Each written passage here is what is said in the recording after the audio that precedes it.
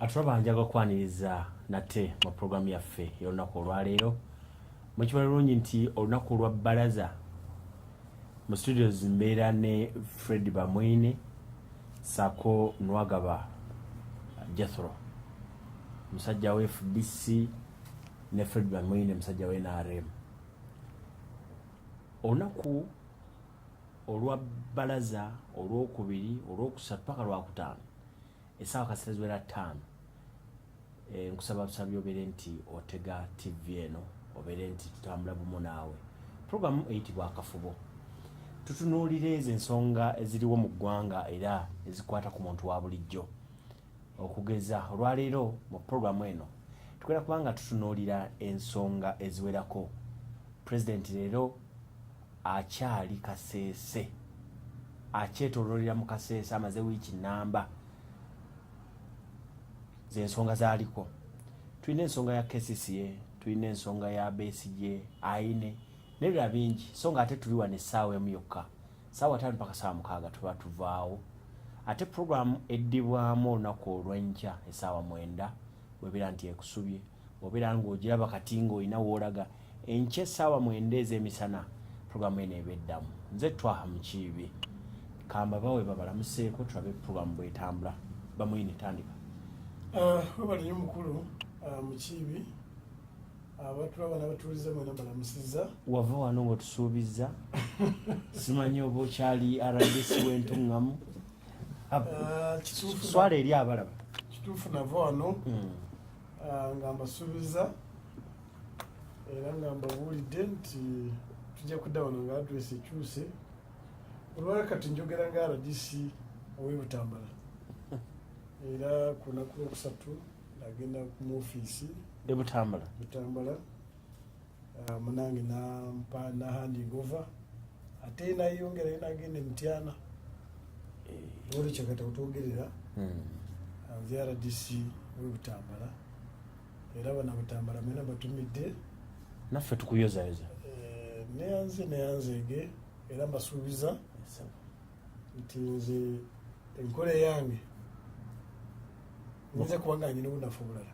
mukono gwa kyuma naye enkola yange kulaba nti esente z'omuwomusolo esente z'omuwomusolo zituuka mu bantu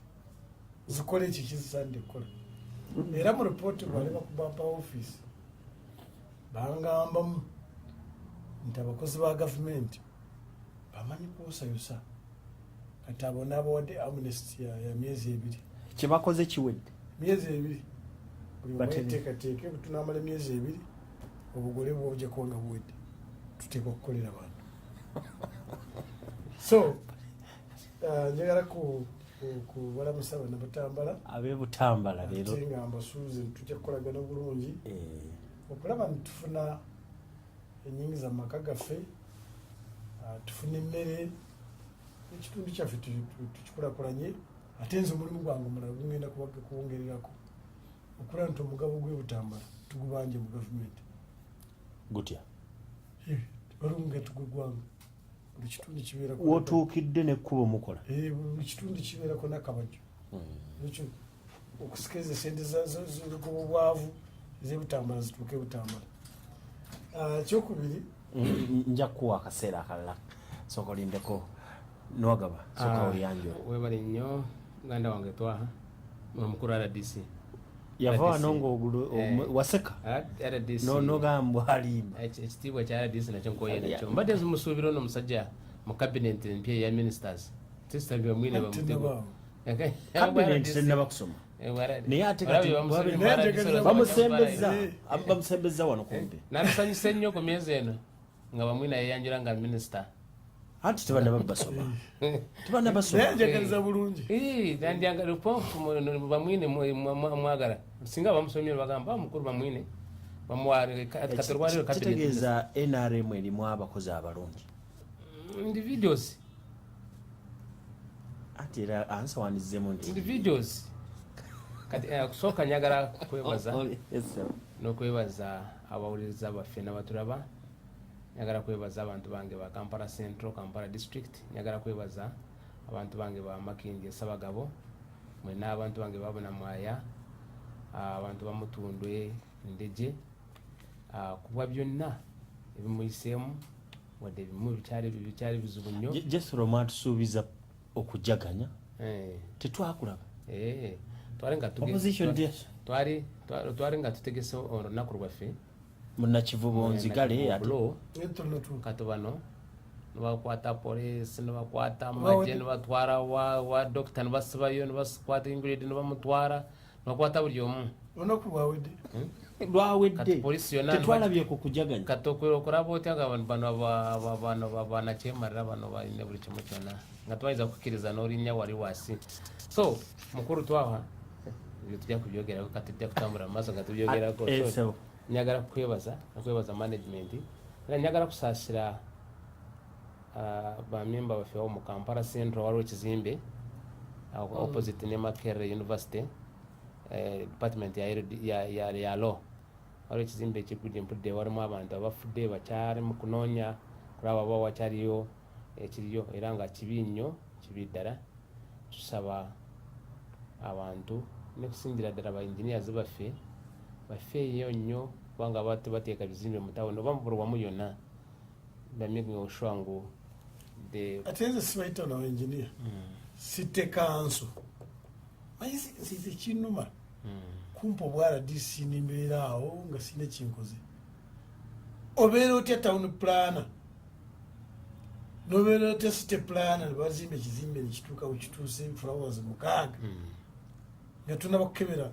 compliance test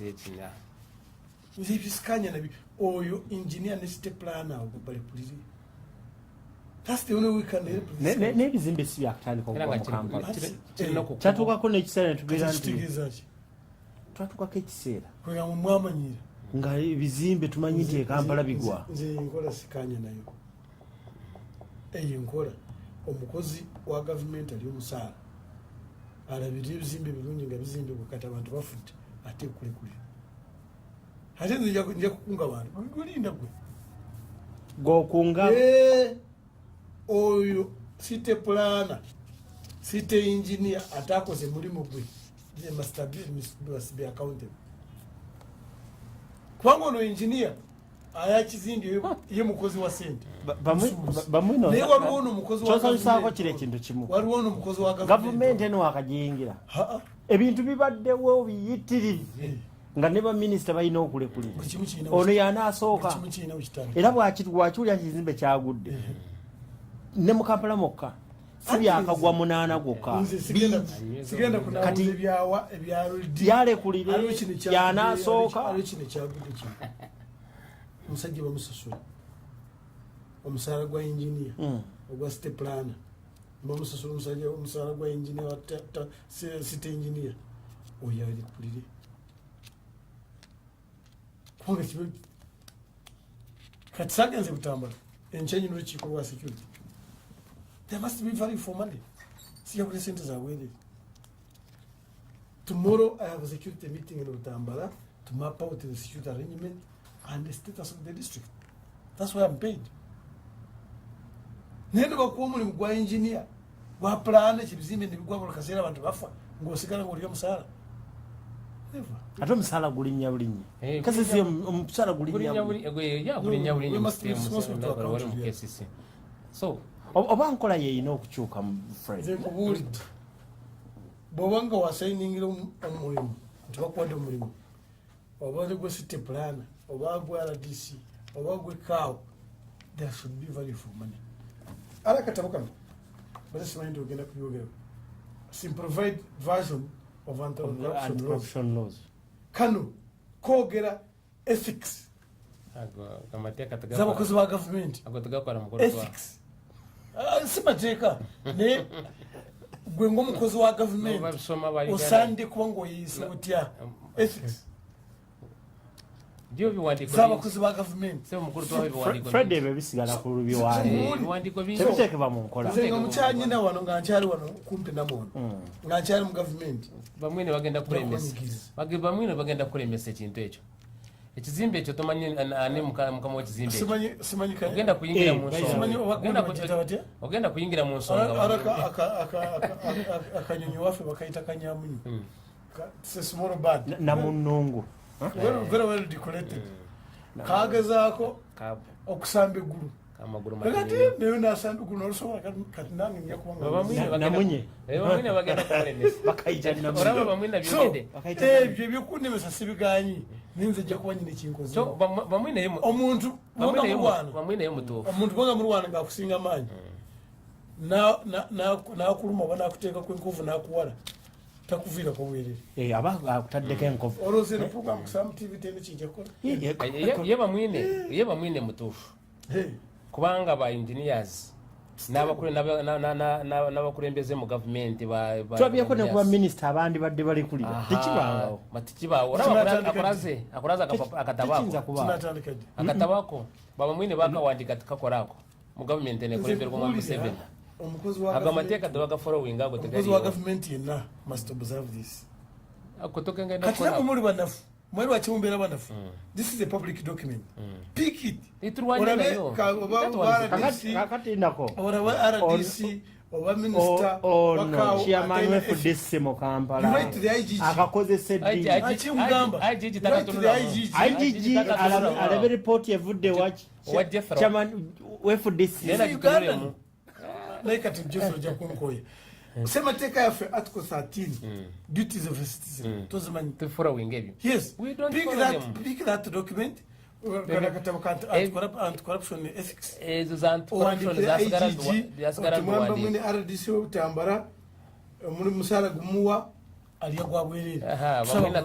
jesorogoloza kiki ekiyinza okukolebwa ebizimbe nebikoma okugwa wano ku bizimbe era nsaasira abantu abakola ku bizimbe n'abantu za families ezo zivuddemu abantu abo abafudde era twali omuntu ayinza kuyimira wano n'asupportinga ekyokugwa ky'ekizimbe kubanga abantu abafudde tomanyi bavaawa nobwaba nga avaawa kufa kwaki kw'omuntu one bamwine ekyayogedde kituufu kisinziira mu okulembeze baffe aba State Council tubafaayo nnyo batuula wali tubamanyi kyekigenda mu maaso wadde nobandifuddeyo bwatuuka wali ye bamukwasamu akoja mu miro wano tafaayo agende eka nakola ki nasirika so ba engineers omulimu gwa engineer gwali gwakutambula mu Kampala yonna kumanya kiki ekiri mu kibuga kubanga buli omu agenda kuzimba asooka n'agenda wa engineer especially ng'abo bazimbye ku luguudo namugamba agenda kuteeka wano ekizimbe engineer alina okumugamba kino ekizimbe kyogenda kuteeka wano ogenda kukizimba otya oli namulagirira engineer namugamba no kino ekizimbe nobwoba nga kituse kuva waasi kutuuka wali kiyinza kuleeta obuzo wadde n'obukiba nga kituuse wano engineer yandize kubanga Kampala kantu katono nnyo ayina emmotoka ayina amafuta wegali oyinza kusanga na engineer wayitawo nga si engineer bano abakozi aba engineer wa State Council planner wa State Council oyinza kusanga ng'ayitawo buli lunaku awo okunanka ekizimbe ki so yanditutta akaseera n'atambulamu n'alaba ekizimbe kino kituuseyo wa n'abawa amagezi because their role is to give the advice abantu abali mu kukola ki ku developinga ekibuga so abakozi bano ba engineers ba State Council planners ba State Council balina obuzibu bw'amaanyi nnyo ne ba engineers baffe balina obuzibu nnyo bano abazimba ebizimbe kubanga abamu bazimba kubanga ayagala kwanguzi omulimu aliya kasente n'abamu siminti tebeeramu bulungi so tulina obuzibu bw'amaanyi obwo nze siyinza gamba nja kubeera wano manya biki abantu batu ba State Council kakati ogambe kiki ekirina okukolebwa kyogambye ekyokugendayo ne balaba amafuta era bulijjo gabaddewo naye tebakikola abantu baffe kiki ekiba kikolebwa abantu baffe si bizimbe byokka abantu baffe mu Kampala yaffe bonna mu ggwanga tebafuddeyo nzikuwuliza nzize kukolera bannayuganda tuwoli kyekindeetewo naye ate biyinza okuleetera obuzibu butya eno ofiisi bakagikuwa katonda nze yampa ekintu kizimbe ekyo katonda yampa kino anti ojja kulwana ekizimbe olwaniremu ne bakamaabo nze kugandinako omukozi wa gavumenti ani nanyini ekizimbe olaba ekizimbe omukozi wa gavumenti yenna tatuukiriza mulimu gye should leave office abannayuganda bangi abagala olaba ekizimbe ekyo kiri ku main gate ya Makerere ekibayite kyahawe omanyi abaana abasajja lwaki babadde bali kumbi batwalaganya mu campaign muwonedde watono babo bye bino bituogerako kati abakozi ba government abatatuukiriza buvunaanyizibwa bwabwe. We cannot accept that. Twagala 2021 tugende ku 85 tusobola kutuuka ku 85. Omanyi bamwine iyo bamwine ebigambo bye birungi bati bamwine tagenda kusobola. Oraba kino ekizimbe kibete kya hamu kya main gate ya Makerere. Ekizimbe ekyo bayingirawo ne baraba nga kiyingidde mu luguudo. Abapima mbagamba bwopima ekizimbe ekyo abakizimba kyayingirawa era bajja ne bapima nga baagala oluguudo balusembeze waggulu wali lukwate ku LD kunanka ku department ya faculty ya law mu Makerere University. Kati ekizimbe kifune ki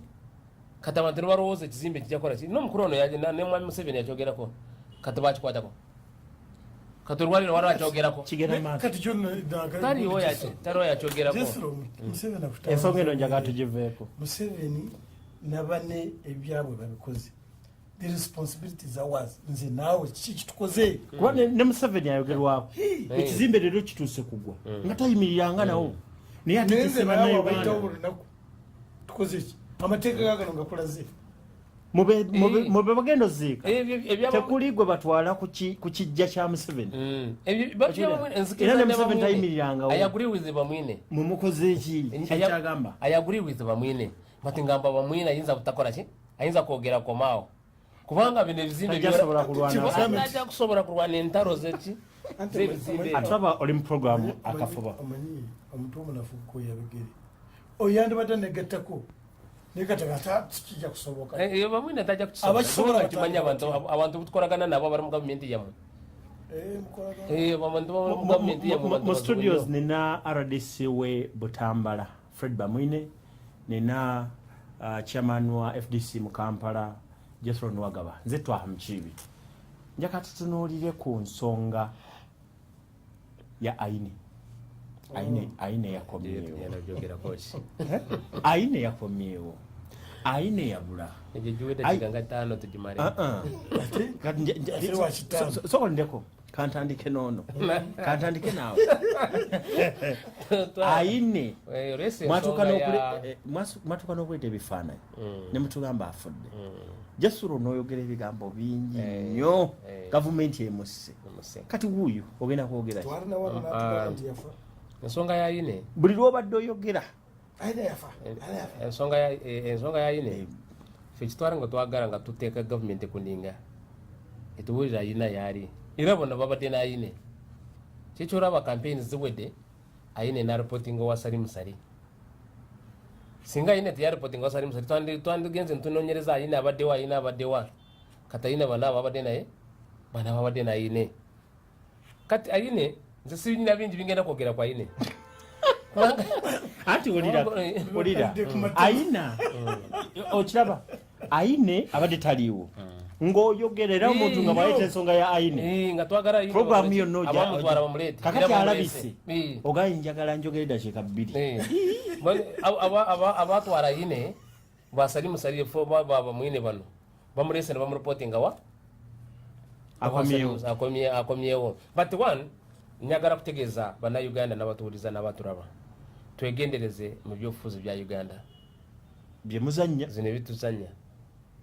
era waliwo ensonga omanye abantu bano abalonzi bo bamanyi kutegeera ensonga omuntu oyinza kuvaayo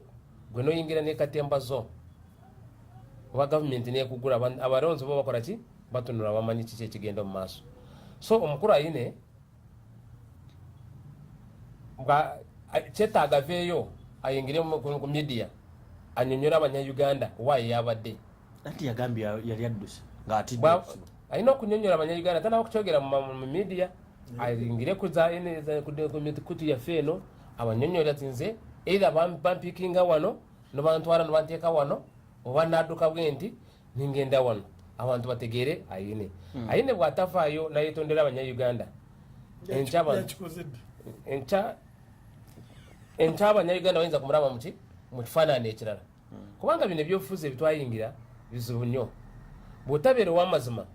enkya kikuleeta ku makya nga waliwo kyoyagala abantu bagamba gwe Jethro wali bwoti kati n'okola bwoti kati sooka otuule wali kubanga tulabye abantu bangi abaze nga baraba popula jjukira omukulu Sebagara yari popular wano mu Uganda mu Kampala yonna nga boyogera ku Sebagara n'omuntu ayinza kukuba kati Sebagara yatuuka ekiseera naye n'afunamu za katemba ze yazana kati olwaliro Sebagara tokyamwogera mu byobufuzi Aine kyeyabakoze mugenda kuddirira kubanga Aine abantu bangi baavaayo jjukira ne maama we yavaayo n'akaaba wali ku kooti nibatwala emisango mu kooti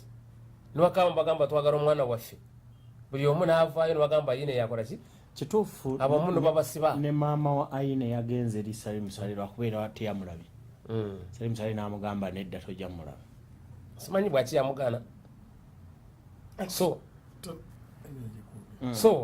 no wanda waraba ne maama wa Aine ng'akaaba mu Karuuru bannayuganda bonna nibakaba ne maama Mbabazi n'avaayo n'agamba mwe muleete ki muleete Aine gavumenti yeyina emanya Aine yaali era kituufu omanyi bano basajja balina limu balina omuze nga tuyingira Akaruuru bakozesa abantu baffe abamu era bw'obeera opposition n'obeera omusulu mu bwongo bakukozesa ne bakudampinga wali n'osigala ng'oliki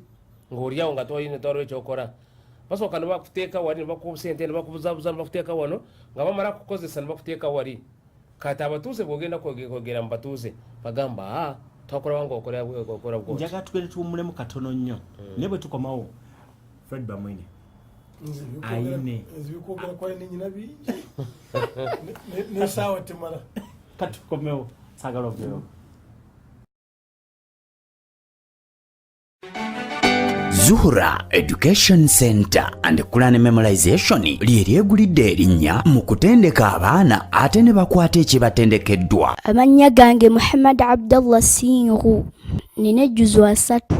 nsomera ku markaz Zuhura at-Taalimi. Alhamdulillahi alladhi anzala ala abdihi alkitab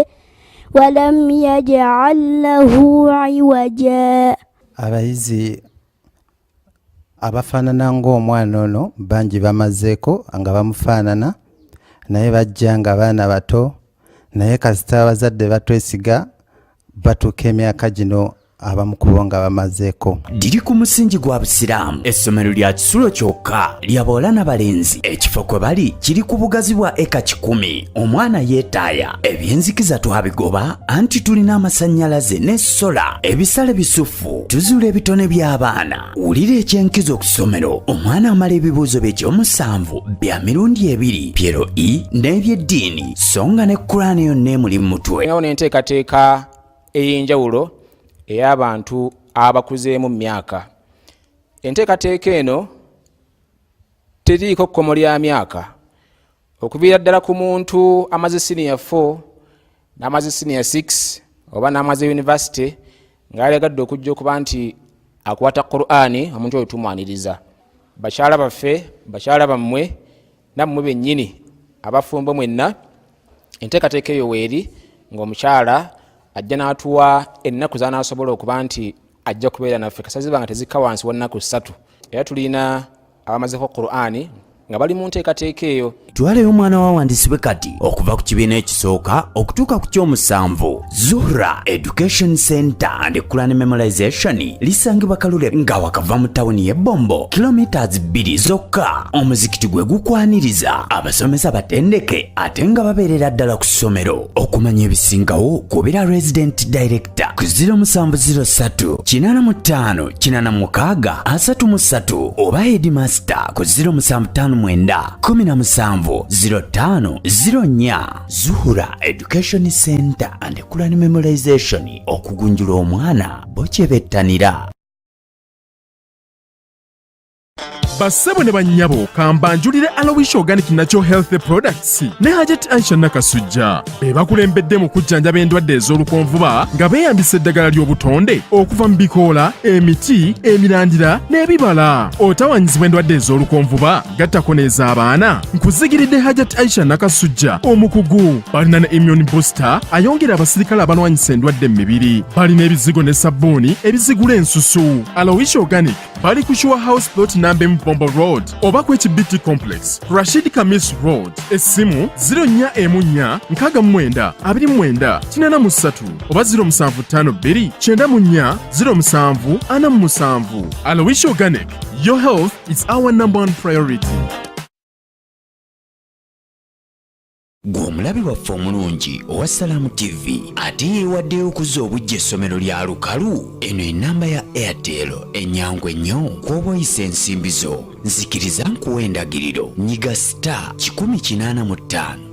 #yes mu byonna byebeereese nyiga nnya bw'ogimaliriza londa namba 9 awo yingizeemu ennamba eno 60000 ejja kusaba omuwendo gw'ensimbi gw'oyagala okuweereza olwo oguteekemu oluvannyuma teekamu ensonga yo nti lukalu oba Salaamu TV oluteekamu pini namba yo nyiga yes oba kkiriza nti OK ensimbi zo zijja kuba zituuse ng'era omaze okuzimba lukalu. Eyo ye Salaamu TV wamma tuzimbe lukalu Kurane School empeera tulizisanga eri Allah.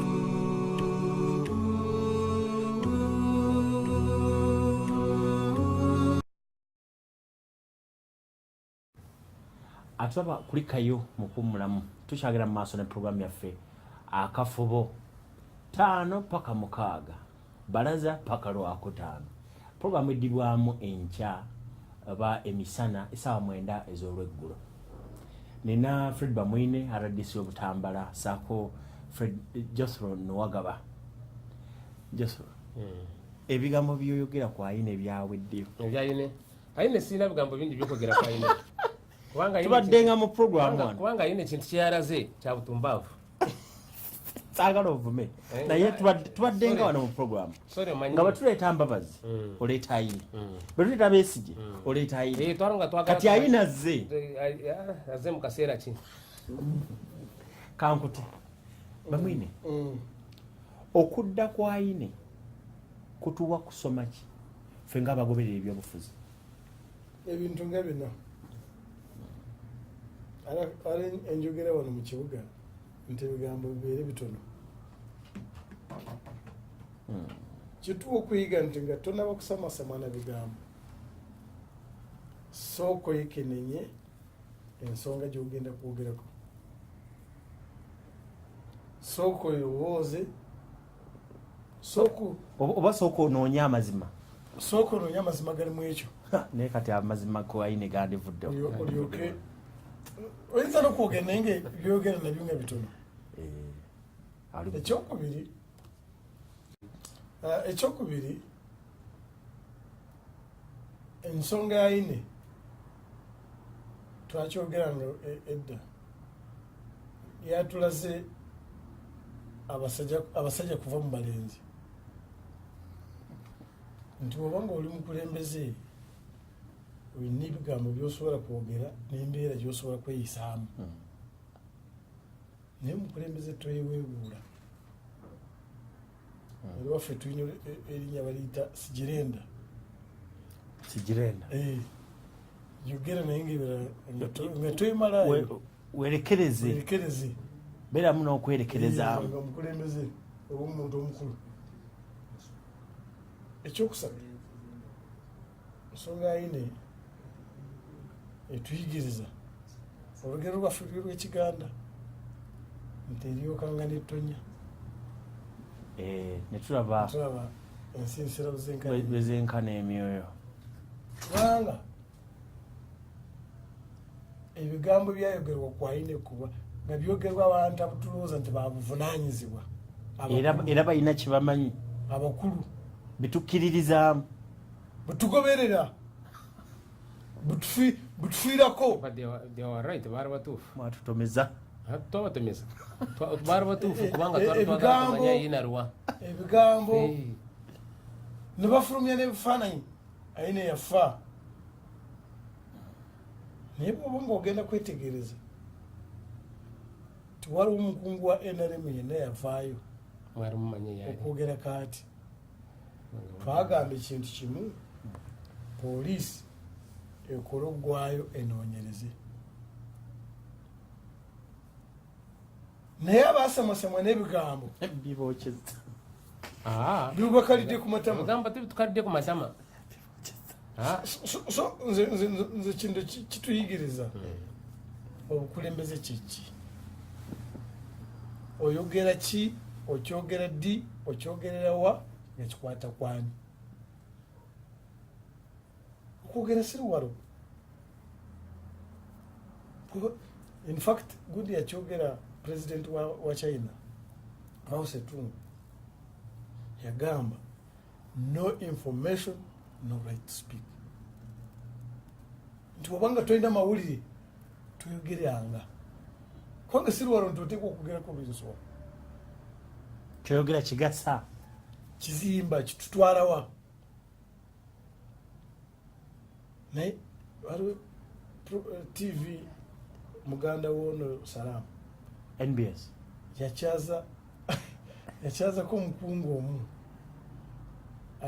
ayabawo ekifaananyi lwomushana yali wano yaleeta ekifaananyi kyona yafa n'amatono enengamba ngensi eno ngaerabye bano bekulembeze betulina bano bamubuuza sebo alina yafa nonazuukidde omutuufu yaani nga talina nagogera nti kiri ekifaananyi yakireeta nakyo nikimulema mukulembeze if you cannot be consistent nebamanya nti bamwine bwaba yogedde getekanga mazima naye nalaba omushana ku TV nigamba bano bekulembeze kituufu lwomushana yatomeza opposition lwomushana teyatomeza opposition lwomushana naye ali mutuufu singa omukulu twawe olina omwana wo ng'abuze waliwo bamututi otuuleka n'osirika osigala onoonya omwana wo kuno kwali kunoonya twagala ayina aliwa nga twagala tukolektumanye ayina yakozekitekala kugamba abaana ba NRM twali yakyogerako twanoonya omufu gye bamuziika naye naatubula so really nze ng'omuntu agoberera ebyobufuzi ate afuna omukisa n'ensoma ate nenfuna omukisa nabampa obuvunanyizibwa obwokukulembera abantu mpulira nenyemera era osi nebuuza abantu bano bamanyi nti luli balimu bwebatomeza ebisenge nebabagwamu bakijukirako nti luli balimu nebabazuula nobajjayo ekifaananyi nti omuntu yafudde era gavumenti yamusse tumwogera ayine timwamutta mwogera kitumuyina jasoro obadde oleeta bamwine bulimbo so really bamwine omukulu twawe sifefeka even you the media namwe media mwagiraganyo nga mulaga omusajja bamukwata abantu bamanya omusajja yakolaki Uganda ntunuulira abaana abakuze mu kiseera kino abatuweereza obutwa bufaanana bwe buti nomukozesa abantu tugenda kubajja mu ggwanga kirufaanana atya kubanga omuntu waba kati nga Joseph Tuwogala chairman wa Kampala ono chairman wa Kampala chairman yakyogedde tayine yafa chairman wa Kampala chairman wa FDC yayogedde tayine bamutta era yabadde atwala Aine so eriyokanga netonya katayine yalebisa bamwine Aine bwalabika kati osoka ulire Aine okubulako leero gavumenti n'alabikira mu mikono gya gavumenti Aine kulabika kubanga kirabika Joseph yamulaba ng'ayogera agamba tinalaba ku TV nti yagenda yali atidde kusinzira emisango gye yakola yasooka yavaayo na statement agandi njagala kwetondera eggwanga kulwekikanga bwe kinasuula mu ggwanga kulwekikanga bwe kinasuula ku mbabazi n'abalala bonna naye tonda ate n'emisango n'agikkiriza tikikola n'agamba ntuwadde ebyo byonna byaliwo nsaba kusonyibwa kati ono n'agamba nti nasooka okunoonya IGP naye simu zonna zinali nyina ngaonzikuba naye weyalimbiramu omanyiwo watuza ku kyessimu yagamba olaba nti bamwine bweyayogeranga mu programu IGP nga toli mukama wange essimu eyo tusinza gyerabira nene bamugamba nti neyambabazi yajeera naye mbabazi yajeera bira nabula noyabuuza yena agamba nti njagala ngende ku nga bagenda kumutuusa kwa mesaji ya Aine soko giveeko. Aine okubula n'alabikira mu mikono gya gavumenti kiba kifaananyi ki eri omuntu agobako kyotategedde natulaba ayinza obutakitegeera. Aine tabanyi w'omugenzi Kano Julius Aine eyali omusirikale ayakula ne Genosale nga bali mu gundi emu battalion emu mobile brigade nga yadda ku taata we amini nga yadda kusale n'obuwandu bwedde nga gwe mukiingoyinako oluganda kusale olutono bwe luti n'ogwa mu kizibu bwekitnaye ng'olina omuntu bayita senior presidential advisor on military affairs historical ayali akola ne taatawo and a brother to the president ate muganda wa president n'ofuna ekizibu ekiti katonda bw'aba kuyamba ekyemisango gyentungaono gyeoba ofunye omukisa nti oyo olina bwosobola kumutuukako olina walaba otunuuliyali omuntu w'ekitiibwa historical general somebody who has a say in this advisor a senior citizen bwe yagenda kubula Aine mumanga mumade munonya Aine bwe yagenda kubula mukuru bamwine ebibuzo byonna bamwine mu kifo ky'okugenda Tanzania lwaki teyagenda wasale ensonga ndi kupikipiki aina omukisa yagenze kukulabika bwati nga waliwo neteeka gundi DPP lyaleeta judiciary lyaleeta erya pre-bargaining pre-bargaining egamba kkiriza omusango bw'oba ogumanyi oteese ekibonerezo kibi kitono ne polisi egini yagambye nga tanaba nako polisi yagambye egenda kutunula mu eteekwa okusooka emulabe amutwara kati mukuru bamwine omusajja gwe badde munoonya nga aliko n'obukadde 2 mutuuse ku levo yaako evaluating okyasize kunsanyuso mukuru bamwine akugambye nti obukadde 2 kati Aine yajja kubulya kubanga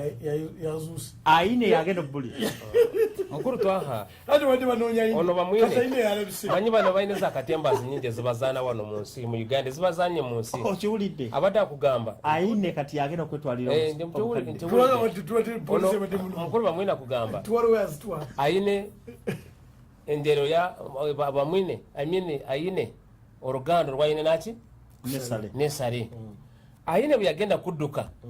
yali nga atamanyi kusalingwa waali nga taata we salingwa waali abaganda balina olugero olyoka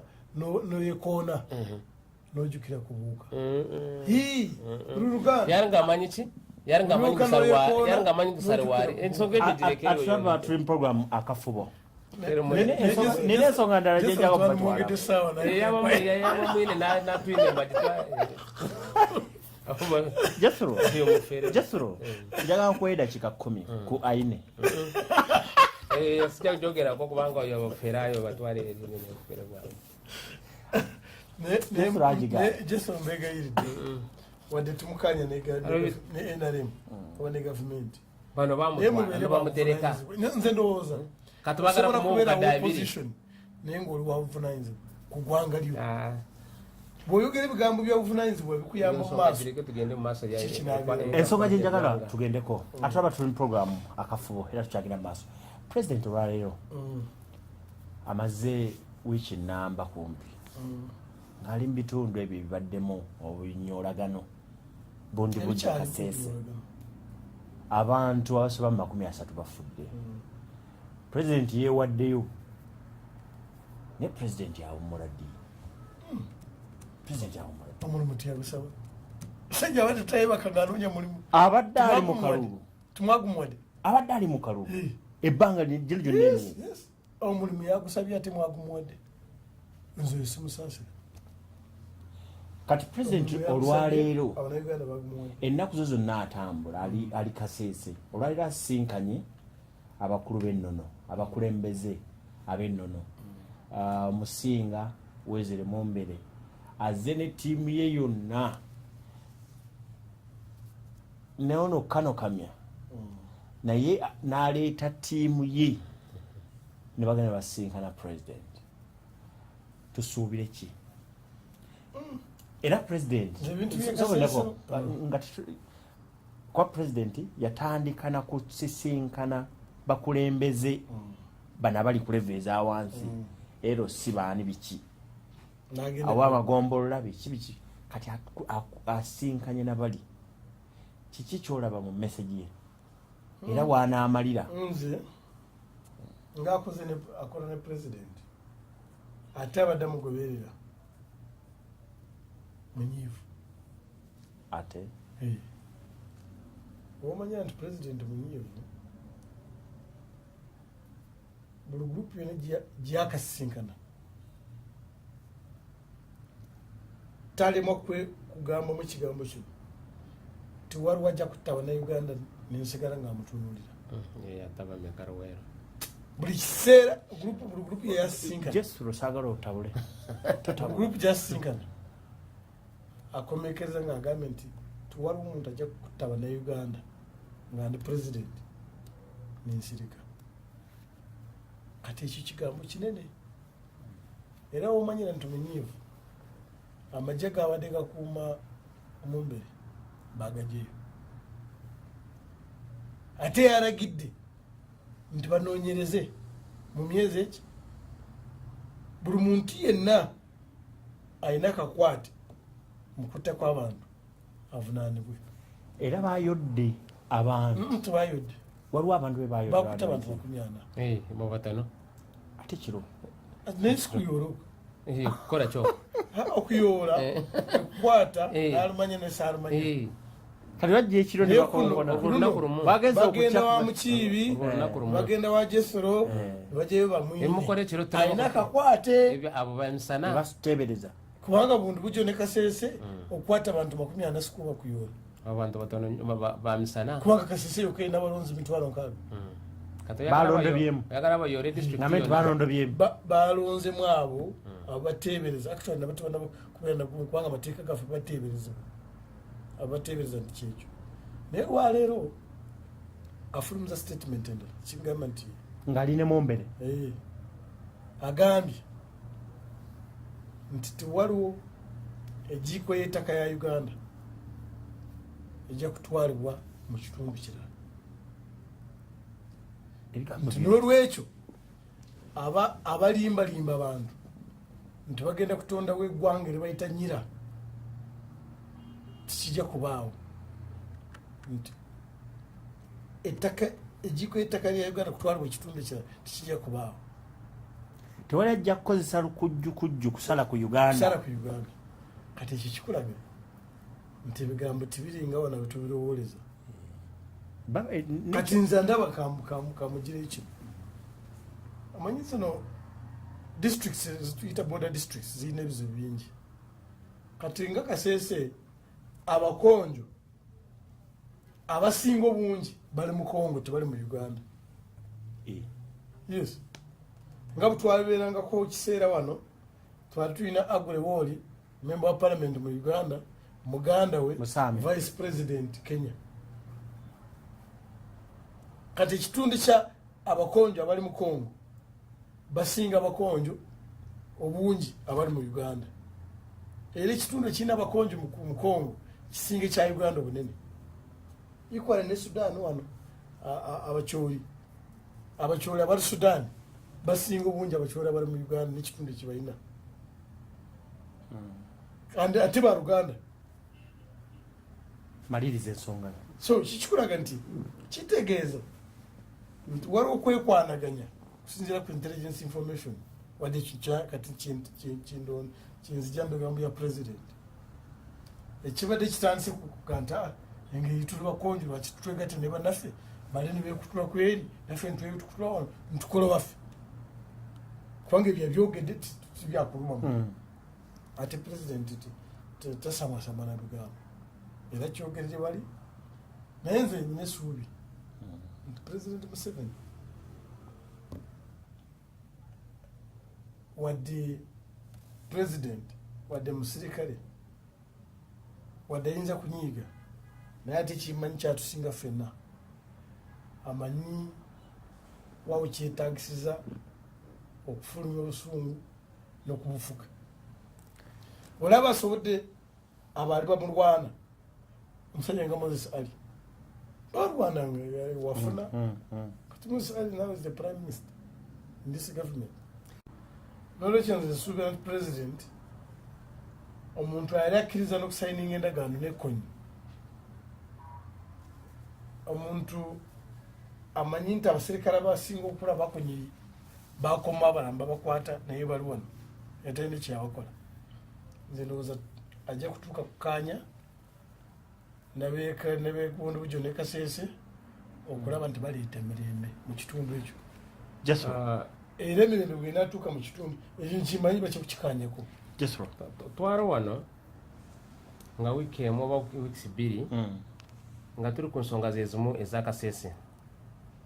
bamwino ono nimugambye ensonga za Kasese mwazikwata bubi nga gavumenti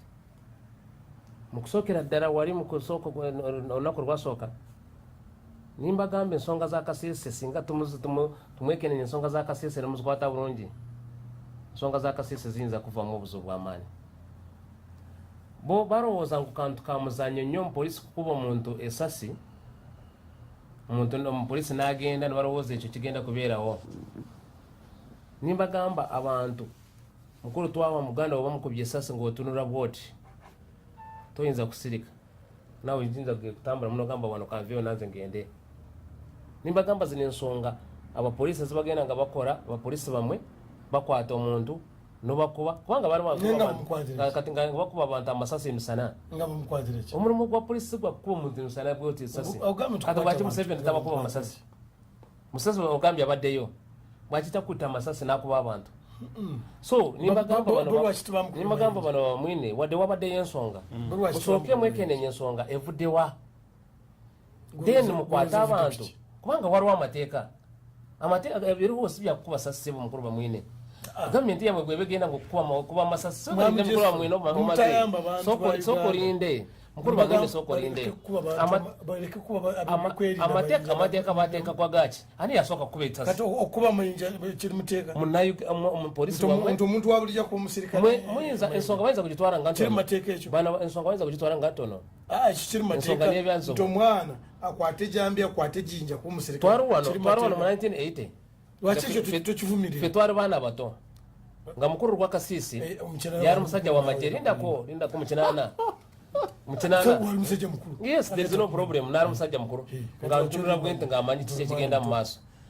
kati mukulu gwa Kasisi ono woolaba kati wa NRM ng'ali mu uniform Aine K47 n'omukulu rangaranga nga batuyita kuva mu primaries lindako bamwine nzije mukulu bamwine nga bajja batugamba Ruweero bwa Kasisi tugamba nze nalewa okutuuka wano saawa 4 ntuuse wano saawa 9 ekindedde kutuuka saawa 9 nsoose Ruweero buno obubuko bwayingira Ruweero maze kukiteekamu omuliro maze kutereeza ki embeera ng'ayogera n'olaba ng'ali mu uniform nga gwetwala omuntu ayinza kukola ki byo byaba bamwine bali mu kwogera muyinza kwogeza amaanyi lindako mukulu bamwine linda sokolindeko ensonga za Kasese muyinza kuzikozesa kubanga muli mu uniform oyambe mukunyonyola really mwami Jesero ng'omukulembeze chairman wa Kampala FDC gwolaba omuntu wa bulijjo okukwata ejjinja n'akwata ejjambiya n'akwata buli kimu n'akuba omusirikale kituufu bamwine omuntu kukuba ejjinja kiba kivaawa mbuuza kituufu kati amaanyi kivudde wonna kiba kivaawa bamwine kati olumukulembeze oyingidde butambala oyingidde butambala olwa RDC olwa kitiibwa n'olaba omuntu ng'azina ejjinja nga bakukuba ejjinja olowooza tubabeerawo ensonga bayibuli gisomye buli nsonga lwebeerawo abantu bakwata amayinja olowooza omuntu abeeraawo bwoba tosomanga ne bibuli njagala